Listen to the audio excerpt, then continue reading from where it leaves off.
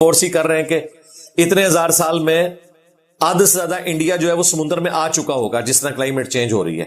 اور پاکستان بھی آلموسٹ صوبہ سندھ جو ہے وہ مکمل سمندر کا حصہ ہوگا، اور اس سے آگے اتنے ہزار سال کے اندر، خیر ہمارے تک پہنچتے ہوئے تو ابھی کافی ٹائم چاہیے، 10 سے 15 ہزار سال چاہیے جو یہ چل رہا ہے،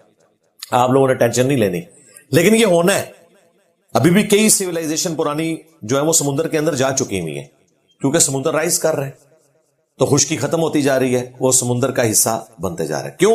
گلیشیئرز پگھل رہے ہیں جو لاکھوں سال سے کروڑوں اربوں ٹن